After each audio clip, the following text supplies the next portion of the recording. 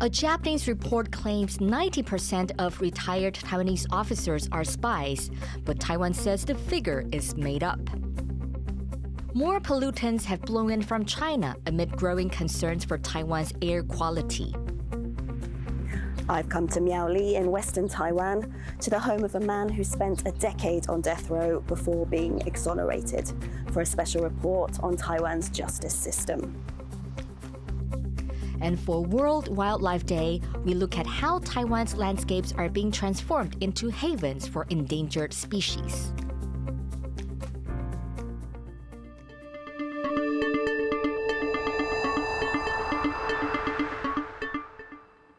A warm welcome to TaiwanPlus News. I'm Betty Chen. A report in Japanese media claims that almost 90% of Taiwan's retired officers have provided intelligence to China. Officials in Taiwan were quick to denounce the claims, but the report has reignited debate over the threat posed by espionage. Jaime Okan reports. This report from Japan's Nikkei newspaper says that up to 90% of retired Taiwanese officers have provided intelligence to China in exchange for money. It cites unnamed military sources for its claim. The lurid accusation prompted Taiwan's Minister of Veteran Affairs to issue a heated response. 怎么会连日本人都来侮辱我们呢？所以我回了一句很不好听的话，我说放他妈屁！有违反了国安的法令，我们会退出他的退出，就是停止他的退出。太好了。 It's far from the first time Taiwan's military has faced accusation of spies in its ranks. Numerous cases have come to light of China bribing both active and retired military officials in Taiwan. They are usually lured with things like expensive trips and money. China claims Taiwan as part of its territory, and in recent years, Beijing has stepped up its military aggression with threats of invasion. And that means both sides are desperate to know what the other is planning. The intelligence agencies on both sides made many attempts and efforts to recruit sources from the other side. I mean, Taiwan does it, China does it. It's just part of what countries do in peacetime to adversarial forces. Taiwan's military has cracked down on suspected espionage cases in recent years. That includes increasing fines and jail time for those caught providing information to China. But the country's defense ministry dismissed Nikkei's claims that 90% of retired officers are providing intel. 以不明的消息来源质疑国军为国忠诚度，相关的报道凭空杜撰，没有经过查证，就以耸动标题污蔑国军官兵气节，分化部队团结。 While Taiwan's authorities have firmly rebutted the numbers in this report, the problem of Chinese spies in Taiwan is something the country's military says is a serious threat. And analysts say that Taiwan should reinforce security within its ranks. It's very likely that they still have some sources, some spies within right now that we're not aware of. And generally, I think the focus should be on the information security practices within the military. While Taiwan bolsters its defenses against external threats with things like fighter jets, tanks, and weapons, the military will also have to be on the lookout for threats within the country's own borders. Damon Lin and Jaime Okan for TaiwanPlus. Taiwan's government says there's no timeline for finalizing controversial changes to the country's Mobilization Act. The suggested amendments include giving the authorities sweeping control of the country's media during war and other emergencies. They also propose allowing 16 and 17-year-olds to be mobilized to help make essential goods. Now the government has said it is unlikely to press ahead with the revisions in their current form.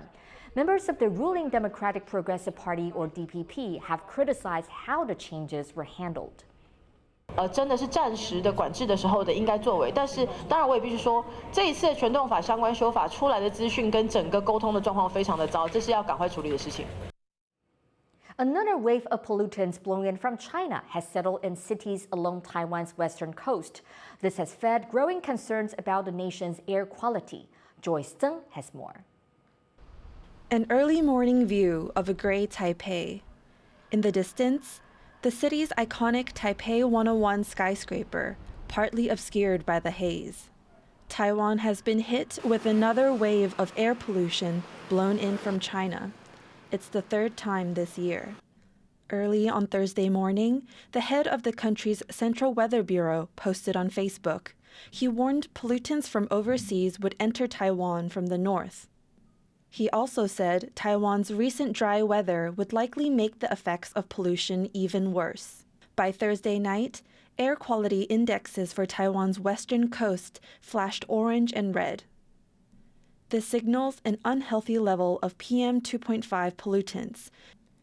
These are particles in the air that are small enough to damage the lungs if breathed in. But not all of these particles come from the same place. Just over a quarter of the pollution comes across the Taiwan Strait from China, roughly 150 kilometers away. This is significant, especially considering that 36% comes from transportation emissions, 25% from industry, and 12% from natural emissions. 我们吹东北季风，中部跟南部那边风速就会比较弱，那所以就容易累积污染物，所以除了境外污染之外，本土的污染也会在那边累积。Taiwan's air quality is expected to remain poor through Saturday, and local governments are already stepping up controls. That includes asking factories to reduce emissions. Farmers have also been told not to burn stubble in their fields. Jiayi County in southern Taiwan is sending out drones to check if illegal open fires are taking place. 我们可以主动掌控我们这个监控范围内是不是有违规的行为，有立即污染，我们会派员到现场立即进行查处，对于民众在一些违规的行为上面是有吓阻的作用。In the meantime, authorities have advised people to limit the time they spend outside while pollution levels remain severe. Pandemic measures have largely been lifted in Taiwan, but for now, people leaving the house may find they need to mask up all over again, this time for another reason. As Naya Zhou and Joyce Zhen for TaiwanPlus. 10 people have been indicted in a case of vote rigging in a southern city of Tainan. The case revolves around the election for Tainan City Council Speaker in December. Those charged include the current Speaker, Qiu Lili, and Deputy Speaker, Lin Zhizhan. Both are from the ruling Democratic Progressive Party, or DPP. 3 city councilors and 5 other people, including a former high-ranking DPP official, were also charged for their involvement. 6 of the defendants had previously been detained. They were released on bail on Thursday and are now under house arrest. A poll has found that 85% of people in Taiwan think public prosecutors can be subject to political influence. The Taiwan Citizens Commission on Human Rights conducted a confidence poll of over 1,000 people. More than half responded they were unsatisfied with recent judicial reforms. A majority also said they believe prosecutors engage in corrupt behavior when handling cases, such as accepting bribes. This is despite Taiwan receiving a high score for judicial effectiveness in a recent Global Economic Freedom Index. In response, Taiwan's judicial branch said that political figures are sometimes involved in cases, but that prosecutors treat those cases fairly. From this year, Taiwan is allowing ordinary people to help judge whether a defendant is guilty or not. The new system aims to increase trust in a country's courts. But why do fewer than half of citizens believe the justice system is credible? Louise Watt reports. Zheng Xingze is back on his family farm in the west of Taiwan after spending 14 years wrongfully imprisoned. He was convicted of killing a police officer and spent 10 years on death row before being freed. He's trying to make up for lost time by spending as much of it as he can with his parents and his nieces, born while he was inside. 亲人过世不能去送行啊，然后自己的弟妹结婚不能参加，所以这遗憾的东西有很多，但是最基本的，你跟父母平常的互动就短少了10几年，这是比较直接的了，会比较那个亲情的话，好像会有一点空白。Zheng was exonerated 7 years ago after a review of forensic evidence pointed to the real killer being another man. Zheng has been tortured into a confession And during various retrials, he was tried by the same panel of judges twice. According to Taiwan's rules, the judges should have recused themselves. Miscarriages of justice like Zheng's are part of the reason there's low public trust in Taiwan's courts. More than half of Taiwanese don't have faith in their justice system, according to a 2022 survey by the opposition-aligned National Policy Foundation think tank. Taiwan's courts don't have juries, and many people think judges, who often talk down to defendants, are out of touch with society. Now, Taiwan's judicial authorities want to address this. They've brought in a new system where members of the public get to sit alongside judges on benches. It's not quite a jury system, but these citizen judges will get to weigh in on murder and some other serious cases and decide on punishments together with professional judges, who some campaigners say are often too swayed by the prosecution's case, which they get to read before the trial starts. 在过去的冤案的历史里面，会看到有一些是因为，比如说法官已经在非常前阶段的这个审理之中接触到卷证，有一个既定的印象。那后面不管是律师怎么样子举证，但是有一个隧道的视野。96% of prosecutions end in conviction in Taiwan. That compares to 83% in Britain, 92% in the United States, and more than 99% in China. A judge with responsibility for the new citizen judge system says there's a lack of understanding between the public and the judiciary. Sometimes lay people, it's hard for them to understand how the judges make their inferences in the judgments and how the judges evaluate the evidence and how judges reach their judgments. So if the judgments are not in accordance with the lay people's opinions, the people might think that judgments are incorrect or inappropriate. Judge Wen says citizen judges will bring in new perspectives, as those in the profession have largely similar backgrounds. An NGO that helped free the wrongfully convicted Zheng says they're not sure citizen judges will mean the end to miscarriages of justice.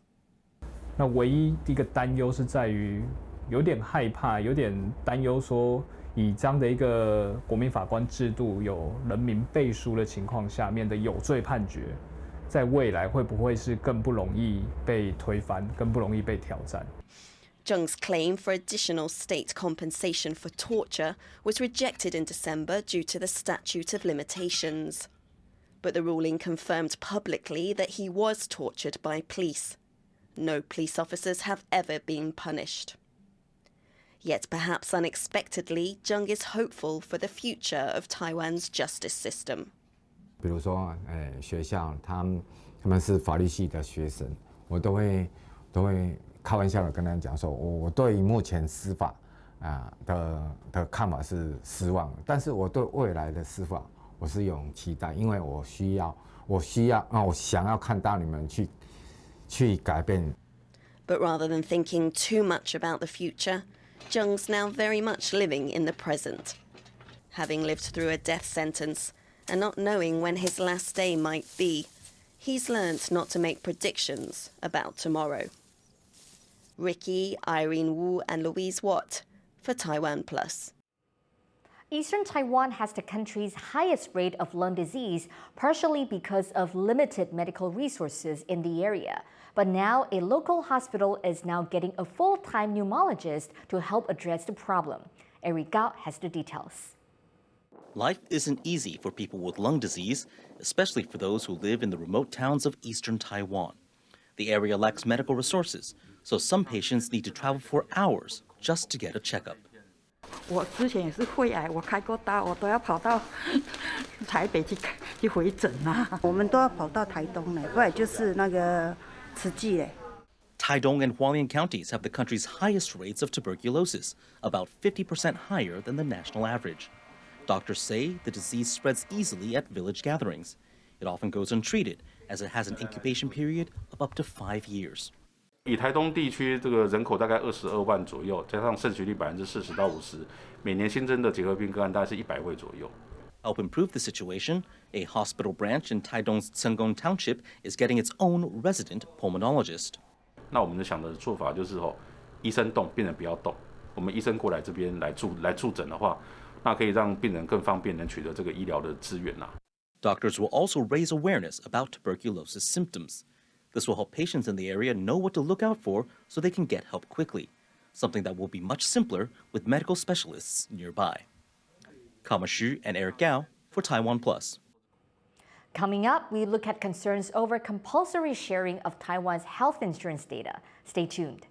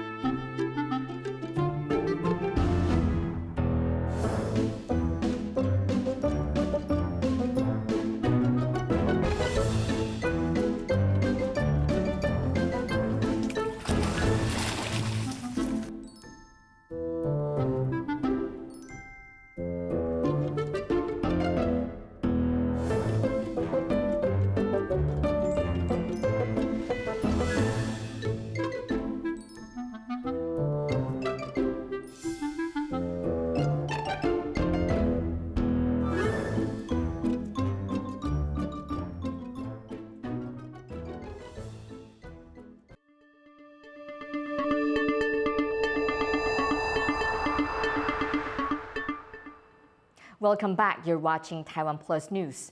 A prominent Cambodian opposition leader has been sentenced to 27 years of house arrest for treason. Kem Sokha was head of the now-dissolved Cambodian National Rescue Party. He has also been banned from voting or standing in elections. The 69-year-old dissident was arrested in 2017 for, quote, conspiracy with a foreign power. That verdict was slammed by human rights groups. They saw it as a consolidation of power by Hun Sen, Cambodia's prime minister. Hun Sen has been in power since 1985. He's the longest-serving head of government in Cambodia. U.S. Secretary of State Antony Blinken has met with Russian Foreign Minister Sergei Lavrov. It was their first meeting since Russia invaded Ukraine. I told the foreign minister what I and so many others said last week at the United Nations and what so many G20 foreign ministers said today. End this war of aggression. Engage in meaningful diplomacy that can produce a just and durable peace. President Zelensky has put forward a 10-point plan for a just and durable peace. The United States stand ready to support Ukraine through diplomacy to end the war on this basis. The unplanned talk took place on the sidelines of a G20 meeting in New Delhi on Thursday. Host country India said no joint statement will be issued as differences over the war in Ukraine could not be reconciled. While the U.S. called for a ceasefire, Lavrov accused the West of blackmail and threats. The Russia-Ukraine conflict has been going on for over a year. On Thursday, Moscow accused Ukrainian forces of crossing into Russia's western border and killing civilians. Ukraine has denied this, saying it's an excuse for Russia to intensify the attack. The Constitutional Court has said sharing personal medical data with researchers is partly unconstitutional. It's given lawmakers 3 years to change laws to better protect privacy. But now one NGO says people should be allowed to opt out of having their data shared, even before that deadline arrives. John Van Trieste has this report. Since its launch in 1995, Taiwan's public health insurance system has come to cover almost 100% of the country's residents. This gives the system medical records for the whole population. But the data doesn't just stay within the system, and that has privacy advocates concerned. For around 20 years, personal data has been shared with researchers. The insurance agency says it vets requests for records to make sure they're in the public interest. It also says the data is anonymous. Taiwan's health ministry credits this practice with preventing diseases and helping create effective policies, including those that prevented a local outbreak of COVID-19 early in the pandemic. And it says allowing people to opt out of this sharing would skew data, hurting work to keep Taiwan healthy.